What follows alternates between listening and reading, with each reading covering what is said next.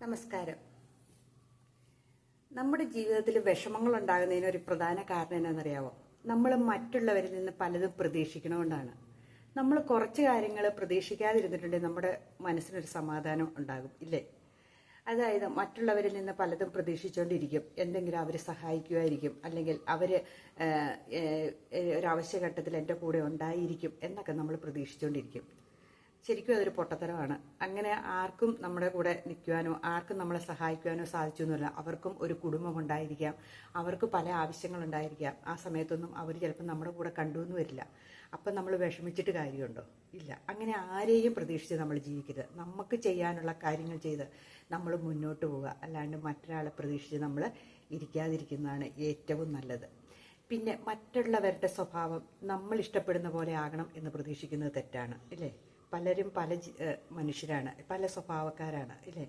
അപ്പം നമ്മുടെ ഇഷ്ടത്തിന് അവർ നമ്മളോട് പെരുമാറണം, അവരുടെ ഇഷ്ടം നമ്മുടെ ഇഷ്ടം അനുസരിച്ച് അവരുടെ സ്വഭാവമായിരിക്കണം എന്നൊന്നും പ്രതീക്ഷിക്കുന്നത് അതൊരു എന്നാ പറയണേ, അതൊരു മോശമായ സ്വഭാവമാണ്. ചില ഭർത്താക്കന്മാർ ഞാൻ പറയണ പോലെ കേൾക്കാവുള്ളൂ, അല്ലെങ്കിൽ ചില ഭാര്യമാർ പറയണ പള്ളേ നിങ്ങൾ അങ്ങനെ ചെയ്യരുത് ഇങ്ങനെ ചെയ്യരുത് എന്ന് പറയും. പക്ഷെ ഒരിക്കലും അയാളുടെ സ്വഭാവത്തിന് വലിയ മാറ്റങ്ങൾ അയാൾ വിചാരിച്ചാൽ മാത്രമേ മാറുള്ളൂ, അല്ലെങ്കിൽ ഭാര്യയുടെ സ്വഭാവം ഭാര്യ വിചാരിച്ചാലേ മാറുള്ളൂ. മാറാൻ തീരുമാനിച്ചിട്ടില്ലാത്ത വ്യക്തികളോട് നമ്മൾ 10,000 വട്ടം പറഞ്ഞിട്ടുണ്ടെങ്കിലും അവർ മാറുമോ? ഇല്ലല്ലോ. അപ്പം അവർ സ്വയം തീരുമാനിക്കാതെ നമ്മളായിട്ട് അവരെ മാറ്റാൻ ശ്രമിച്ചിട്ടുണ്ടെങ്കിൽ അത് വെള്ളത്തിൽ വരയ്ക്കണ വര പോലെ ഇരിക്കും. അത് കുറച്ച് കഴിയുമ്പോൾ അങ്ങ് മാറിപ്പോവുകയും ചെയ്യും. ചിലപ്പം 1 ദിവസം 2 ദിവസമൊക്കെ അവർക്ക് വേണ്ടിയിട്ട് അഡ്ജസ്റ്റ് ചെയ്തു വന്നിരിക്കും, ഇല്ലേ? അത് കഴിയുമ്പോൾ സ്വാഭാവികമായിട്ടും അവർ ആ പഴയ സ്വഭാവത്തിലേക്ക് തന്നെ വരും. ജാത്തിയാലുള്ളത് തൂത്താ പോവില്ല എന്ന് പറഞ്ഞ് കേട്ടിട്ടില്ല നമ്മളൊരു ഉദാഹരണം. അതുപോലെ തന്നെ എത്ര വർഷം കഴിഞ്ഞാലും വേറൊരു ഉദാഹരണം എളുപ്പം പറയാം. പട്ടിയുടെ വാല് 12,000 കൊല്ലം കൊള്ളിട്ടാലും അത് വളഞ്ഞു തന്നെ ഇരിക്കും എന്ന് പറയും പോലെ പിന്നെയും ആ പഴയ പടി തന്നെ ആയി വരും. അത് സ്വയമേ നമ്മൾ തീരുമാനിക്കണം നമ്മുടെ സ്വഭാവങ്ങൾ മാറ്റണമോ എന്ന്. അല്ലാതെ നമ്മൾ പറഞ്ഞ ഒരാളുടെ സ്വഭാവങ്ങൾ നമുക്ക് മാറ്റാൻ സാധിക്കുകയില്ല, ഇല്ലേ? പിന്നെ നമ്മൾ പല കാര്യങ്ങളും നമ്മൾ പലരോടും ചെയ്യാൻ പറയും. ചിലപ്പോൾ അവർ ചെയ്തു എന്ന് വരില്ല. കാരണം നമ്മൾ ചെയ്യാൻ പറയുന്ന കാര്യങ്ങൾ അവർക്ക് ചെയ്യാൻ ബുദ്ധിമുട്ടുള്ള കാര്യങ്ങളായിരിക്കും. അത് നമ്മൾ അടിച്ചേൽപ്പിക്കാൻ ശ്രമിക്കും. പക്ഷേ അതും നടപടിയുള്ള കാര്യമില്ല. അപ്പോഴും നമ്മൾ നിരാശയുണ്ടാകും നമുക്ക്. അപ്പോൾ അങ്ങനെയുള്ള കാര്യങ്ങൾ നമ്മൾ ഒരാളോട് ചെയ്യാവോ എന്നൊന്ന് ചോദിച്ചു നോക്കുക. ചെയ്യാൻ പറ്റില്ല എന്ന് പറഞ്ഞിട്ടുണ്ടെങ്കിൽ നമ്മൾ അതിൽ നിന്ന് ഒഴിവാകുക, നമ്മൾ തന്നെ ചെയ്യാൻ ശ്രമിക്കുക. അതിലേ വേണ്ടത്. ഒരാൾ ഒരു കാര്യം ഏൽപ്പിച്ചു, ആ കൃത്യസമയത്ത് ചെയ്യേണ്ട കാര്യമാണെങ്കിൽ അയാൾ ചെയ്തില്ലെങ്കിൽ പിന്നെ വിഷമിച്ചിട്ട് കാര്യമുണ്ടോ? അയാൾ ചെയ്യുന്നില്ലല്ലോ, ഇല്ലേ? അപ്പോൾ പിന്നെ നമ്മൾ വിഷമിച്ചിരുന്ന് സങ്കടപ്പെട്ടിരുന്നിട്ടും നമുക്കിങ്ങനെ പറഞ്ഞുകൊണ്ടിരിക്കാമെന്നേ ഉള്ളൂ. അപ്പം അങ്ങനെയുള്ള കാര്യങ്ങൾ ഓർത്ത് വിഷമിച്ചുകൊണ്ടിരുന്നിട്ടും ഒരു കാര്യമില്ല. പിന്നെയുള്ളൊരു കാര്യമാണ് എന്താണെന്ന് വെച്ചിട്ടുണ്ടെങ്കിൽ നമ്മൾ മറ്റുള്ളവരിൽ നിന്നും പ്രതീക്ഷിച്ചിരിക്കുന്നത്. അതായത് ഇപ്പം ഒരു ഉദാഹരണമായിട്ട് ഞാനൊരു കഥ കേട്ടതാട്ടോ. ഒരാളിങ്ങനെ ഈ ഭയങ്കര തണുപ്പുള്ള ഒരു സ്ഥലത്ത് ഇങ്ങനെ തണുത്ത് വിറച്ച് ഒരാൾ ഫിഷ അയച്ചുകൊണ്ട് നടക്കുക. അപ്പം ഒരു വലിയ മുതലാളിയുടെ വീട്ടിൽ ചെന്നിട്ട് അയാളുടെ വീട്ടിൽ വന്ന് ഫിഷ അയച്ചു കഴിഞ്ഞപ്പോൾ അയാൾ പറഞ്ഞു, നിങ്ങളിവിടെ വെയിറ്റ് ചെയ്യൂ, ഞാൻ നിങ്ങൾക്കൊരു കമ്പിളി കൊണ്ടുതരാം തണുപ്പ് കയറ്റാനുള്ള. നിങ്ങൾ എന്തുകൊണ്ടാണ് ഇങ്ങനെ ഈ തണുപ്പടിച്ച് നടക്കണമെന്ന് വെച്ചപ്പോൾ അയാൾ പറഞ്ഞു, എനിക്കിത് ശീലമായി പോയി, ഇങ്ങനെ ഈ ഇങ്ങനെ തണുപ്പ് ശീലമായിപ്പോയി, അതുകൊണ്ട് എനിക്കൊരു കുഴപ്പമൊന്നുമില്ല എന്ന് പറഞ്ഞു കഴിഞ്ഞപ്പോൾ വേണ്ട, ഞാൻ നിങ്ങൾക്ക് ഒരു കമ്പിളിയുടെ ഇത് കൊണ്ടുതരാം, പുതപ്പ് കൊണ്ടുതരാം എന്ന് പറഞ്ഞു. അപ്പം ഇയാളിങ്ങനെ പറഞ്ഞു കഴിഞ്ഞപ്പം ഈ ഭിക്ഷ യാചിക്കാൻ വന്നയാൾ അത് പ്രതീക്ഷിച്ച് വെയിറ്റ് ചെയ്ത് ഫ്രണ്ടിൽ നിന്നു. ആ സമയത്താണ് ഈ മുതലാളിക്ക് ഒരു ഫോൺ കോൾ വരുന്നത്. അയാൾ ആ ഫോണും വിളിച്ച് അയാൾ അകത്തേക്ക് കയറിപ്പോയി. അയാൾ കുറേ നേരം കഴിഞ്ഞിട്ടും ഈ പാവപ്പെട്ടവൻ ഇവിടെ വെയിറ്റ് ചെയ്ത് നിൽക്കുകയാണ്. അയാൾ ആ ഫോണിലായി, അയാൾ വേറെ പണികളിലായി. അപ്പോൾ ഫോണിൽ കൂടെ എന്തോ അയാളോട് കമ്പ്യൂട്ടറിൽ എന്തോ കാര്യങ്ങൾ ചെയ്യാൻ പറഞ്ഞു. അതുമൊക്കെ ചെയ്ത് കഴിഞ്ഞപ്പോൾ ഇയാളുടെ കാര്യമേ അയാളങ്ങ് മറന്നുപോയി. എന്നിട്ട് പിറ്റേ ദിവസം രാവിലെ നിന്ന് ഇയാൾ മോർണിംഗ് വാക്കിന് വേണ്ടിയിട്ട് ഇറങ്ങുമ്പം നോക്കുമ്പോഴാണ് ഈ ഒരു എഴുത്ത് എഴുതി വെച്ചിട്ടുണ്ട്. തൊട്ടടുത്ത് അയാൾ മരിച്ചു കിടക്കുന്നു, ഈ ഭിക്ഷ അയച്ചു വന്നയാൾ.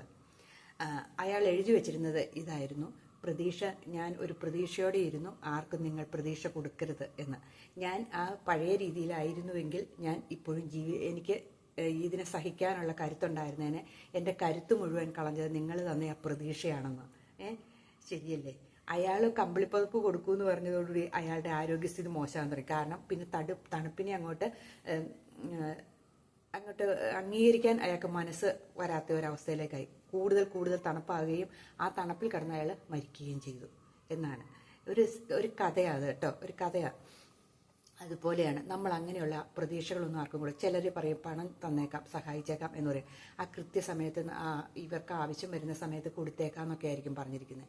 പക്ഷെ ആ കൃത്യസമയത്ത് വിളിക്കുമ്പം ഇവർ ഫോണും എടുക്കില്ല, ഇവർ അങ്ങേ തലയ്ക്കുന്ന ഒരു മറുപടിയും ഇല്ല. അങ്ങനെ ഒരു അവസ്ഥ ഒന്ന് ഓർത്തു നോക്കിക്കേ. അപ്പോൾ വരുന്ന ആ വിഷമത്തിന് ഭയങ്കര ഒരു അവസ്ഥയല്ലേ. അപ്പം അങ്ങനെയുള്ള വാഗ്ദാനങ്ങൾ കൊടുത്തിട്ട് പാലിക്കാതിരിക്കുന്ന അവസരങ്ങൾ നമ്മുടെ ജീവിതത്തിൽ നിന്നും ഒഴിവാക്കി കളയുക. കാരണം നമ്മൾ വാഗ്ദാനം കൊടുക്കുകയാണെങ്കിൽ നമ്മളത് പാലിക്കാൻ ബാധ്യസ്ഥരാണ്. അല്ലെങ്കിൽ നമ്മളിങ്ങനത്തെ കാര്യത്തിനൊന്നും പോകരുത്, ഇല്ലേ? പിന്നെ നമ്മൾ മറ്റുള്ളവരുടെ എന്നാ പറയുന്നത് സഹായം ചെയ്യാം, അല്ലെങ്കിൽ ഇത് നമ്മൾ പറഞ്ഞല്ലോ.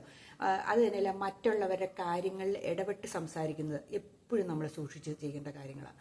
അതായത് ഇപ്പം എന്തെങ്കിലും പ്രശ്നങ്ങളുള്ളപ്പോഴൊക്കെ നമ്മൾ ചെന്നിട്ട് നമ്മൾ പറയണത് അംഗീകരിക്കണം എന്ന് പറയണം. പക്ഷെ നമുക്ക് ഒറിജിനലായിട്ടും അതിനകത്ത് കാര്യങ്ങളൊന്നും അറിയത്തില്ലായിരിക്കും. അരേ മുറിയൊക്കെ ആയിരിക്കും നമുക്കൊരു പ്രശ്നത്തിൻ്റെ കാര്യത്തിൽ അറിയത്തുള്ളൂ. പക്ഷെ നമ്മൾ പോയി ചെന്നിരുന്ന് സംസാരിക്കുമ്പോൾ എങ്ങനെ നമുക്കെല്ലാം അറിയാവുന്ന രീതിയിൽ നമ്മൾ സംസാരിക്കും, ഇല്ലേ? എപ്പോഴും മധ്യസ്ഥം വഹിക്കാൻ പോകുമ്പോൾ നമ്മളൊരു കാര്യം ചിന്തിക്കണം, നമ്മൾ പറയണ പോലെ അവരംഗീകരിക്കണം എന്നും പറഞ്ഞ് നമ്മൾ മധ്യസ്ഥതയ്ക്ക് പോയിരിക്കരുത്. കാരണം അവർക്ക് ഒത്തിരി കാര്യങ്ങൾ പറയാനുണ്ടായിരിക്കാം, എല്ലാ കാര്യങ്ങളും നമുക്കറിയത്തില്ലായിരിക്കാം. അപ്പം നമ്മുടെ അഭിപ്രായം അവരെ അടിച്ചേൽപ്പിക്കാതിരിക്കുക. അവർക്ക് അഭിപ്രായങ്ങൾ പറയുക, അതിനകത്ത് ഏതെങ്കിലും സൊല്യൂഷൻ ഉണ്ടെങ്കിൽ നമുക്ക് പറഞ്ഞു കൊടുക്കുക. ഇല്ലെങ്കിൽ നമ്മളതിനെ നിർബന്ധിച്ച് ഒരാളെ ഏൽപ്പിക്കുന്നത്, ഒരഭിപ്രായം അടിച്ചേൽപ്പിക്കുന്നത് അത് ശരിയായ ഒരു നടപടിയല്ല. അത് പിന്നെ വിഷമത്തിലേക്ക് പോവുകയും ചെയ്യും, ഇല്ലേ? അതേപോലെ എന്ത് കാര്യങ്ങളിലാണെങ്കിലും നമ്മൾ നമ്മുടെ തീരുമാനം, ഞാൻ ഇന്നതാണ് ചെയ്യാൻ ഉദ്ദേശിച്ചത്, ഞാൻ എന്നും പറഞ്ഞുകൊണ്ട് എല്ലാ കാര്യങ്ങളും ഞാൻ പറയണ പോലെ ആയിരിക്കണം, ഞാൻ ഇതാണെന്നും പറഞ്ഞുകൊണ്ട് എല്ലാം ചെയ്യിപ്പിക്കാൻ ശ്രമിക്കരുത്. മറ്റുള്ളവർക്ക് അത് ഇഷ്ടപ്പെട്ടു എന്ന് വരികയില്ല. അപ്പം അവർക്കൊരഭിപ്രായം അവരുടേതായ ഉണ്ടായിരിക്കും, ഇല്ലേ? അതാണ് നമ്മൾ എല്ലാവരും വേറെ വേറെ വ്യക്തികളല്ലേ. അവരുടെ അഭിപ്രായം അവർക്ക് വിട്ടേക്കുക. അവർക്ക് എന്താ പറയാനുള്ളതെന്ന് വെച്ചാൽ നമ്മൾ കേൾക്കുക, അത്രമാത്രം. അല്ലാണ്ട് ഞാൻ ആണ് ഇതിൻ്റെ വലിയ പുള്ളി, ഞാനാണിത് ചെയ്യേണ്ടത്, ഞാൻ പറയണ പോലെയാണ്, അതും പറഞ്ഞിട്ട് ഒരു കാര്യമില്ല. അപ്പം ഇങ്ങനെയുള്ള കാര്യങ്ങൾ നമ്മുടെ ജീവിതത്തിൽ നിന്ന് കുറച്ചൊഴിവാക്കിയിട്ടുണ്ടല്ലോ. ഏറ്റവും പ്രധാനപ്പെട്ടാണ് വാഗ്ദാനം. അങ്ങനെയുള്ളതൊക്കെ നമ്മൾ ഒരു പരിധി വരെ നമ്മൾ ഒഴിവാക്കി വെക്കുക. മറ്റുള്ളവർക്ക് ബുദ്ധിമുട്ടുണ്ടാകുന്ന ഒരു സ്വഭാവവും നമ്മുടെ ജീവിതത്തിൽ ഉണ്ടാകാണ്ടിരിക്കുക. മറ്റുള്ളവരെ മാറ്റിയെടുക്കാൻ നമുക്ക് ആർക്കും സാധിക്കുകയില്ല. എല്ലാവരും വേറെ വേറെ സ്വഭാവങ്ങളാണ്. നമ്മളൊന്ന് ചിന്തിച്ച് നോക്കി, നമ്മുടെ വീട്ടിലുള്ള നമ്മുടെ പ്രിയപ്പെട്ടവരുടെ പോലും സ്വഭാവം നമുക്ക് പിടിക്കുന്നുണ്ടോ? ചില സമയം നമുക്കിഷ്ടമല്ലാത്ത സ്വഭാവമായിരിക്കും അവർക്ക്. എന്നാലും നമ്മൾ അഡ്ജസ്റ്റ് ചെയ്ത് പോകാനേ പറ്റുള്ളൂ, അല്ലാണ്ട് അവരെ മാറ്റിയെടുക്കാൻ നമുക്ക് സാധിക്കില്ല. അങ്ങനെ അവരെ മാറ്റാൻ ശ്രമിക്കുമ്പോഴാണ് കുടുംബ ബന്ധം അലമ്പിലാകുന്നത്. നമുക്ക് അവരെ അവരുടെ വഴിക്ക് വിട്ടേക്കുക. അവർ ചെയ്യുന്ന കാര്യങ്ങൾ എന്നാ പറയണേ, മോശമാണെങ്കിൽ നമുക്കൊന്ന് പറഞ്ഞു കൊടുക്കാം. നമ്മൾ ആദ്യഘട്ടങ്ങളിൽ.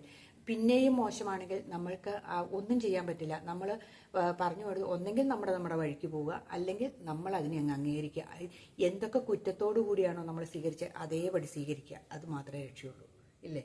അല്ലാതെ 1 or 2 പ്രാവശ്യം പറഞ്ഞു കൊടുക്കാം, അത് കഴിഞ്ഞിട്ട് മാറാൻ തയ്യാറല്ലാത്തവരോട് എന്തോരം കാര്യം പറഞ്ഞിട്ട് കാര്യമുണ്ടോ? അപ്പം അതേ രീതിയിൽ അംഗീകരിക്കുക. തെറ്റുകളും കുറ്റങ്ങളും ഒക്കെ മനുഷ്യൻ്റെ എല്ലാവരും പെർഫെക്റ്റായിട്ട് ഈ ഭൂമിയിലില്ല എന്നാണ് എൻ്റെ വിശ്വാസം. എല്ലാവർക്കും എന്തെങ്കിലും ഇതായ കുറവുകളും കുറ്റങ്ങളും എല്ലാ മനുഷ്യർക്കും ഉണ്ട്. ഞാൻ പെർഫെക്റ്റാണെന്ന് ആരെങ്കിലും പറഞ്ഞിട്ടുണ്ടെങ്കിലും അവിടെ ഒരു തെറ്റുണ്ട്, അല്ലേ? അങ്ങനെ പെർഫെക്റ്റ് ഒന്നുമില്ല. ഏതെങ്കിലും ചെറിയ ചെറിയ പ്രശ്നങ്ങൾ നമ്മുടെ ജീവിതത്തിൽ, നമ്മുടെ സ്വഭാവത്തിലോ നമ്മുടെ കാഴ്ചപ്പാടുകളിലും ഒക്കെ വന്നേക്കാം. ഇപ്പം പിന്നെ ഒരു കാര്യമുണ്ട്. ഞാനിപ്പോൾ ഒരാളെ കാണുന്നത്, ഇപ്പോൾ എനിക്കൊരാളെ കാണുമ്പോഴത്തേനും ഞാനങ്ങ് തീരുമാനിക്കുക അയാൾ ഇന്ന സ്വഭാവക്കാരനാ, അയാൾ ഇന്ന മോശക്കാരനാ എന്ന് ഞാൻ തീരുമാനിക്കണേ. അങ്ങനെ ചിന്തിക്കുന്നതിന് എന്തർത്ഥമായിരിക്കണേ? ഞാൻ ചിന്തിക്കുന്ന ആൾ പോലും ആയിരിക്കില്ല അവരുടെ സ്വഭാവം വേറെ രീതിയാണ്. ഒരാളെ കാണുമ്പോഴത്തേനും ചിലരങ്ങ് തീരുമാനിക്കും അയാളുടെ നടപ്പ് കണ്ടാൽ തന്നെ അറിയാം ഒരു ധിക്കാരിയാണ്, അവളുടെ പോക്ക് കണ്ടാൽ അറിയാം എന്നിങ്ങനെ. അതിൽ യാതൊരു അർത്ഥവും ഇല്ല. ചിലപ്പോൾ അവർ ശുദ്ധ മനുഷ്യരായിരിക്കാം, പാവം പിടിച്ച മനുഷ്യരായിരിക്കാം. അതേപോലെ ചില പാവം പിടിച്ച് നടക്കുന്ന മനുഷ്യരെ കാണുമ്പോൾ നമ്മൾ പറയും അയ്യോ പാവമാട്ടോ എന്ന് പറയും. അവരുടെ അടുത്തെടുക്കുമ്പോഴറിയാം അവരുടെ സ്വഭാവം അതൊന്നും ആയിരിക്കില്ല. അപ്പം ഒരാളെ കണ്ടുകൊണ്ടൊന്നും നമുക്ക് ആരുടെ സ്വഭാവങ്ങൾ ഗണിച്ചെടുക്കാൻ സാധിക്കില്ല എന്ന് മാത്രം വിചാരിച്ചാൽ മതി. എല്ലാവരും യുണീക്കാണ്. ഓരോരുത്തർക്കും ഓരോ സൈസ് നേച്ചറാണ്, ഓരോരുത്തർക്കും ഓരോ സൈസ് സ്വഭാവങ്ങളുമാണ്. അതിനെ എല്ലാം കൂടെ കൂട്ടി യോജിക്കുമ്പോഴാണ് അതിനൊരു മനോഹാരിത വരുന്നത്, ഇല്ലേ? നമ്മളൊന്ന് ഓർത്തു നോക്കിക്കേ, ഈ എല്ലാം കൂടെ കൂട്ടി യോജിച്ച പല സൈസുള്ളത് നിങ്ങൾ കൂടി ചോദിക്കും. ഒരു പൂന്തോട്ടത്തിൽ ഒരു സൈസ് പൂക്കളാണെങ്കിൽ അതിന് ഭംഗി ഉണ്ടോ? ആ സമയത്ത് ഒരു പൂന്തോട്ടത്തിലേക്ക് നോക്കുമ്പോൾ പല സൈസ് പൂക്കളാണെങ്കിൽ അതിനൊരു ഭംഗി കൂടുതൽ, പല സൈസിനെ കാണുമ്പോൾ കണ്ണിന് തന്നെ ഒരു സന്തോഷം വരില്ലേ? അതുപോലെയാണ് എല്ലാ സൈസും കൂടെ കൂടിയതാണ് നമ്മുടെ സമൂഹം എന്ന് പറയുന്നത്. അത് മാത്രം നമ്മൾ വിചാരിച്ചാൽ മതി. അപ്പം നമ്മൾ ആരെയും തിരുത്താൻ നടന്നിട്ടൊന്നും ഒരു കാര്യമില്ല. ആ തെറ്റുകുറ്റത്തോടു കൂടി ആദ്യമൊക്കെ പറയുക, പിന്നെ അതിനോടുകൂടി നമ്മൾ അങ്ങ് അംഗീകരിച്ചേക്കുക. അതേ ഉള്ളൂ. സമാധാനമായിട്ട് മുന്നോട്ട് പോകണമെങ്കിൽ പിന്നെ നമ്മൾ നമ്മുടെ കാര്യങ്ങൾ ചെയ്ത് മുന്നോട്ട് പോവുകയും കൂടെ വേണം കേട്ടോ. നമ്മൾ നമുക്ക് ചെയ്യേണ്ടതായ കാര്യങ്ങൾ ചെയ്ത് നമ്മൾ സന്തോഷത്തോടെ മുന്നോട്ട് പോവുക. നമുക്ക് വേണ്ട ആരോഗ്യത്തിന് വേണ്ടതും നമുക്ക് എന്തൊക്കെ ചെയ്യാൻ കഴിയുമോ അതെല്ലാം ചെയ്യുക. അതാണ് ഇന്നത്തെ വീഡിയോയിലൂടെ ഞാൻ നിങ്ങളോട് പറയാനുള്ളത്. അപ്പോൾ എല്ലാവർക്കും ഞാൻ നല്ലൊരു ദിവസം ആശംസിക്കുന്നു. നന്ദി.